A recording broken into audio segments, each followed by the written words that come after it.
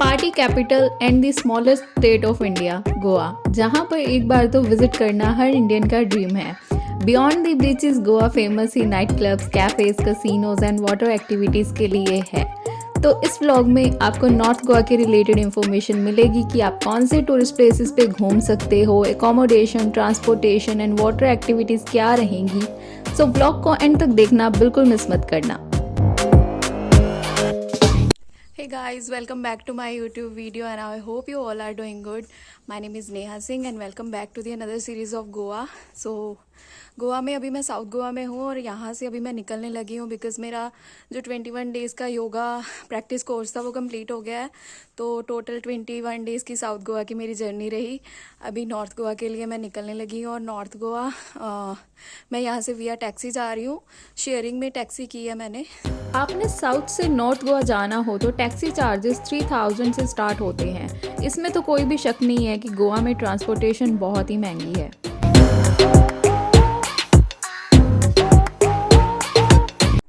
So guys, मैं पहुंच चुकी हूँ नॉर्थ गोवा में और नॉर्थ गोवा के अभी इस टाइम मैं शिवम BNB नाम का हॉस्टल एंड होटल है। तो इसका एक टेंट रूम है, वहाँ पे मैं स्टे कर रही हूँ और नॉर्थ गोवा में टोटल मैं 7 डेज स्टे कर रही हूँ। तो 3 दिन मैं शिवम BNB, जो कि अभी जहाँ पे मैं बैठी हूँ, यहाँ पे स्टे करूँगी और उसके बाद कहीं और लोकेशन पे शिफ्ट होंगी बिकॉज जो मेरी फ्रेंड्स हैं वो लोग 3 दिन ही है यहाँ पे। तो 3 दिन के बाद मेरी फिर से सोलो ट्रैवलिंग शुरू होगी। सो आप ये जो शिवम BNB है इसका पूरा एक व्यू देख लो। ये हॉस्टल या फिर टेंट हाउस मैंड्रम बीच के पास है एंड हॉस्टल में स्विमिंग पूल एंड कैफे भी अवेलेबल है। ये टेंट हाउस है, बिल्कुल सामने हॉस्टल।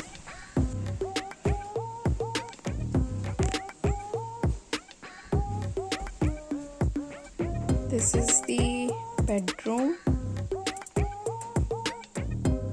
ये luggage storage space, this is the washroom. And 3 दिन के लिए मैंने स्कूटी रेंट पे की है बिकॉज ये एक जंगल टाइप एरिया है। यहाँ पे वॉकिंग डिस्टेंस पे ना ही बीच है ना ही कोई मार्केट है। सो यहीं से ही मेरे को स्कूटी जो है रेंट पे करनी पड़ेगी। सो 3 दिन के लिए स्कूटी जो मैंने रेंट पे की है उसका मुझे कुछ खर्च पड़ा है 1500 रुपीज़, मीन्स 500 पर डे। और पेट्रोल जो है वो अलग से है। एंड वन मोर थिंग, अगर आप गोवा आ रहे हो और स्कूटी लेनी है तो ड्राइविंग लाइसेंस ज़रूर साथ में कैरी करना। It's an compulsory thing. इसके बिना आपको वो लोग स्कूटी नहीं देंगे और अगर देंगे भी तो आपके बहुत सारी बीचेस जो है वो छूट जाएंगे। सो गाइज, नॉर्थ गोवा में जो पहला स्पॉट मैं कवर करने वाली हूँ वो है मैंड्रम बीच का और शिवम BNB से इसका जो डिस्टेंस है वो ओनली 5 किलोमीटर ही है। तो जैसे कि आपको बताया कि स्कूटी ऑलरेडी रेंट कर ली थी तो स्कूटी से ही हम आए हैं और अभी मैंड्रम बीच पे पहुँच चुके हैं। बाकी यहाँ गोवा में गर्मी बहुत ज़्यादा होती है दिन में, इवनिंग में और मॉर्निंग में वेदर जो है वो घूमने लायक है। सो अभी 4 ही बजे हैं तो या मैंड्रम बीच एक्सप्लोर करते हैं। मैंड्रम बीच अपर गोवा में आता है तो यहाँ क्राउड ठीक ठाक होता है एंड बढ़िया भी होता है।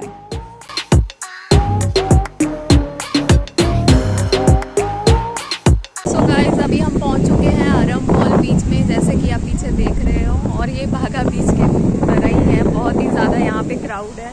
संडे का दिन है वो तो होना ही है। एंड इसका जो डिस्टेंस है दूसरे मैंड्रम बीच से वो कुछ है 2 किलोमीटर का। सो यहाँ पे अभी सनसेट होने वाला है। अरम्बोल अपर गोवा में सबसे बड़ा बीच है। यहाँ आप इवनिंग में ही जाओ और अच्छे से कैफे में बैठ के अपनी इवनिंग एंजॉय करते हुए डे एंड करो। गोवा में बीचेस पर म्यूजिक रात को 10 बजे ही बंद हो जाता है अकॉर्डिंग टू जनवरी 2023। बीच के पास आप खूब सारी शॉपिंग भी कर सकते हो।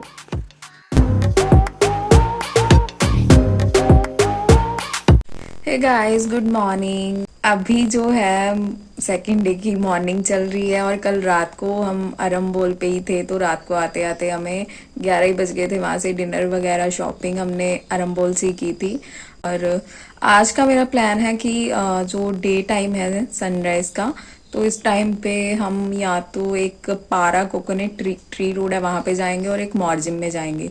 सो फर्स्ट हाफ डे का प्लान ये है एंड उसके बाद बागा अंजुना एंड अगवाड़ा फोर्ट यहाँ पे जाएंगे। प्लान ऐसा है, बाकी कुछ भी हो सकता है।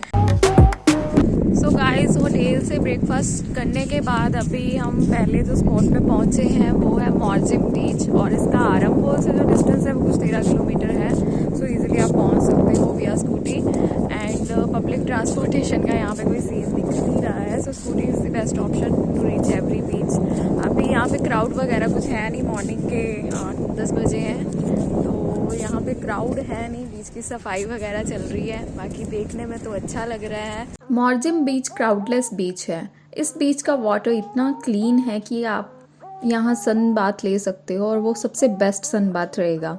यहाँ वाटर एक्टिविटीज़ भी नहीं होती। अभी मैं पहुँची हूँ चपौड़ा फोर्ट में, और इसका मॉर्जिम बीच से डिस्टेंस 13 किलोमीटर है। मॉर्जिम के पास सीधा ही चपौड़ा में ही आई हूँ, और यहाँ पे एंट्री टिकट कोई भी नहीं है। टाइमिंग सुबह 8 से लेके 5 बजे तक रहती है। मैं एक्चुअली घूम के आ चुकी हूँ, पहले मैं बना नहीं पाई, और बहुत ही अच्छे व्यूज़ हैं यहाँ से वागाटर बीच के। मस्ट विजिट प्लेस है जब भी अगर आप गोवा में आने की प्लानिंग कर रहे हो तो। चपौड़ा फोर्ट में व्यूज़ सबसे बेस्ट मिलेंगे आपको। आप चपौड़ा फोर्ट के बाहर रात को भी आ सकते हो, जहाँ पर नाइट पार्टीज अच्छी चलती हैं एंड क्राउड भी अच्छा खासा होता है। सैटरडे नाइट अगर आप चपौड़ा फोर्ट जाना चाहते हो then this would be the best option for you.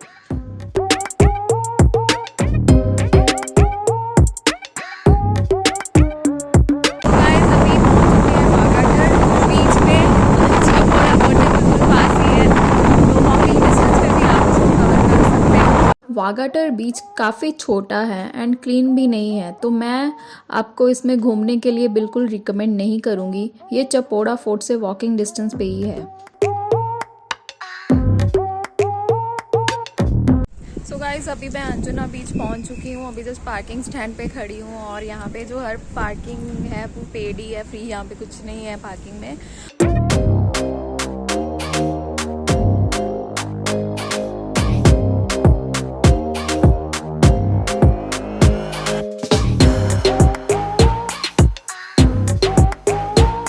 Anjuna बीच जो है वो सबसे बेस्ट लगा मुझे अब तक सब बीचों में। एक्चुअली मैं घूम के आ चुकी हूँ, सो मुझे वन ऑफ द बेस्ट बीच इन गोवा लगा अंजुना।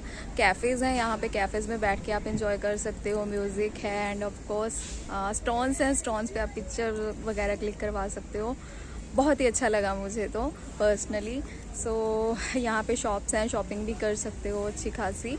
अंजुना बीच के पास ही purple martini bar and restaurant है। आप चाहे तो यहाँ ही अपना डे एंड कर सकते हो। पर्पल मार्टिनी गोवा के टॉप 5 बार्स में से आता है। वाइब यहाँ की एक नंबर है। बट मैं अंजुना बीच के बाद गई बागा बीच पे। सो गाइस, अभी पहुँच चुकी हूँ मैं बागा बीच पे। ऑफकोर्स गोवा का सबसे बड़ा बीच है बागा बीच। अंजुना से इसका जो डिस्टेंस है वो 4 से 4.5 किलोमीटर के बीच में है, और यहाँ की जो वाइब है, I just love this place. मतलब म्यूज़िक है, कैफ़ेज़ हैं, रेस्टोरेंट है, हर तरह की आपको यहाँ पे चीज़ मिल जाएगी। बाहर मार्केट इतनी बड़ी है कि घूमते घूमते थक जाओगे पर मार्केट ख़त्म नहीं होगी। मतलब मुझे तो प्यार से ही हो गया इस जगह से। और अभी इसके बाद का प्लान है क्लब वगैरह जाने का, गोवा आए हैं तो जाना तो बनता ही है। बागा बीच पूरे गोवा का सबसे बड़ा बीच है। गोवा की ओरिजिनल वाइब आपको और कहीं नहीं मिल सकती। यहाँ क्राउड हमेशा ही रहता है, चाहे जब मर्जी चले जाओ।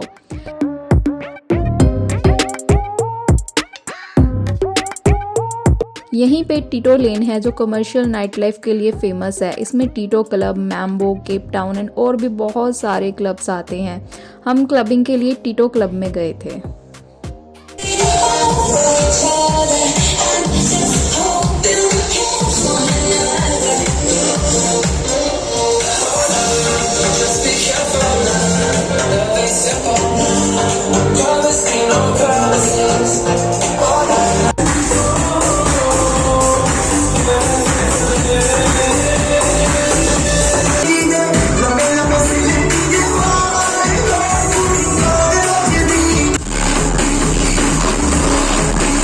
हे guys, good morning. So this is the third day in Goa. और कल रात को हम टीटोज क्लब में गए थे, जैसे कि आपने देख लिया होगा ग्लिम से। तो वहाँ पे ही डांस एंड ऑल, खाना पीना डिनर सब वहीं पे ही था। और गर्ल्स की एंट्री वहाँ पे फ्री रहती है जो सोलो आती हैं। बाकी कपल्स की एंट्री और स्टैग एंट्री 2500 से 2000 रुपये तक है। और कुछ ड्रिंक्स वगैरह उसमें इंक्लूड रहती हैं। सो मैम्बो एंड टीटोज जो दोनों इकट्ठे ही हैं। सो डांसिंग के लिए हम मैम्बो में आ गए थे, मतलब एडजॉइनिंग ही है। और डिनर के लिए टीटो में ही थे। सो बहुत मज़ा आया, डीजे वगैरह एंड ऑल, डांस किया 4 बजे तक, पूरा इंजॉय किया। एंड अभी आज का जो प्लान है वो है, जो हमारे बीचेस रह गए हैं लाइक कैंडोलम और कैलमगुट, और कुछ वाटर एक्टिविटीज़ करनी है। और एक रास्ते में पैरा कोकोनट ट्री रोड आता है, तो माइट भी वहाँ पे भी हम जाएंगे। End of course Aguada fort, दिल चाहता है वाला। सो ये सब चीज़ें आज कवर करनी है। सो बने रहना आप मेरे साथ। सो गाइज, अभी सबसे पहले हम पहुँचे हैं पारा कोकोनट रोड पे। एक्चुअली रोड बहुत ही ज़्यादा सुंदर है। Left and right both side पे रोड बीचों बीच है, और यहाँ पे बने हुए कोकोनट ट्री। सो यहाँ पे आपने मूवी देखी होगी तो डियर जिंदगी की शूटिंग हुई थी, जहाँ पे आलिया भट्ट एंड शाहरुख खान साइकिलिंग करते हुए आते हैं। तो हम वहीं पे ही पहुँचे हुए हैं just to take some good shots.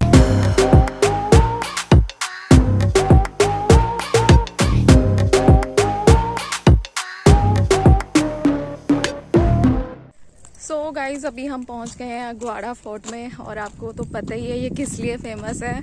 Of course iconic movie दिल चाहता है की शूटिंग हुई थी यहाँ पे। और मुझे तो लगता है इस फोर्ट का नाम बदल के दिल चाहता ही रख देना चाहिए, दिल चाहता है फोर्ट। एनीवेज, यहाँ की जो टिकट है पार्किंग के लिए, अगर स्कूटी पे आ रहे हो या बाइक पे आ रहे हो तो 50 रुपीज़ है। टाइमिंग 9:30 से लेके 5 बजे तक है इवनिंग के। एंड टिकट जो है वो 25 रुपीज़ पर पर्सन है।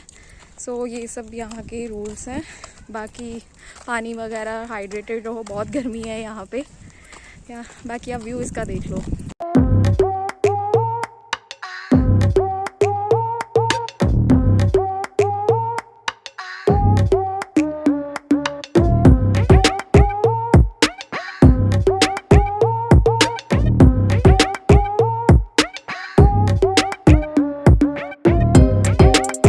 अभी मैं हूँ कैंडोलिम बीच पे। एक्चुअली कैंडोलिम बीच से अभी जा रही हूँ।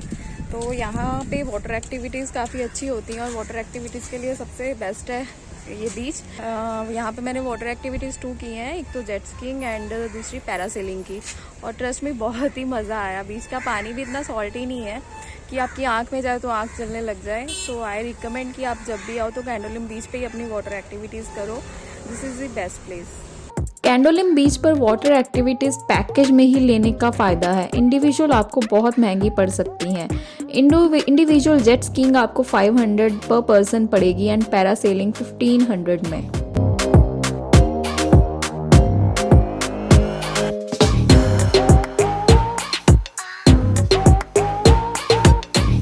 कैंडोलिम से हम गए Calangute beach to enjoy the sunset. Calangute के पास आपको स्टे के अच्छे ऑप्शन मिल सकते हैं एंड यहाँ की मार्केट भी बहुत बड़ी है।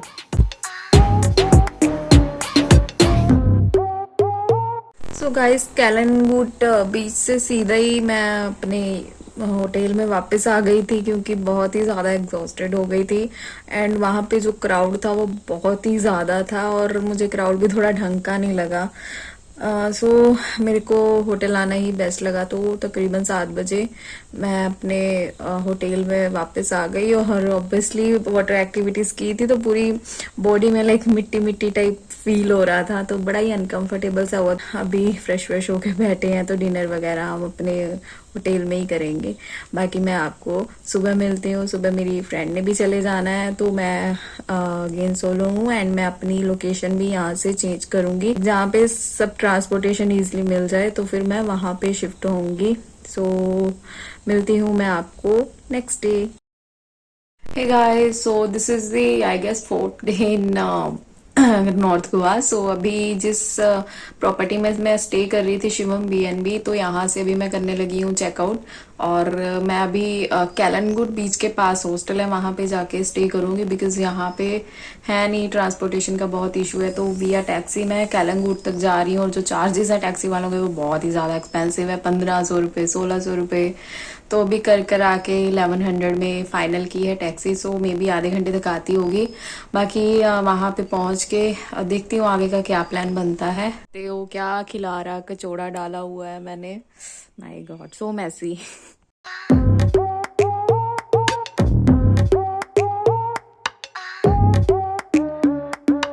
मेरी नेक्स्ट 3 डे की स्टे पिगी हॉस्टल में है, जो कि कैलंगुड से वॉकिंग डिस्टेंस पे ही है। यहाँ स्टे चार्जेस 500 से स्टार्ट होते हैं एंड हॉस्टल में कैफ़े भी अवेलेबल है।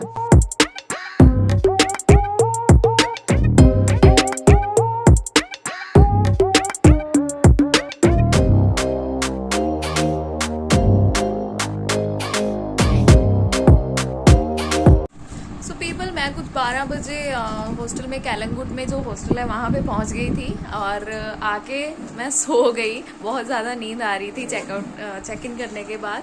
और जो हॉस्टल है वो अच्छा है। अभी फ़िलहाल शाम हो चुकी है और 6:30 हो चुके हैं इवनिंग के, और हम जा रहे हैं। यहाँ पे मुझे 2 और सोलो ट्रैवलर्स मिल गए हैं, तो बागा बीच जा रहे हैं वहाँ की नाइट लाइफ को एंजॉय करने के लिए।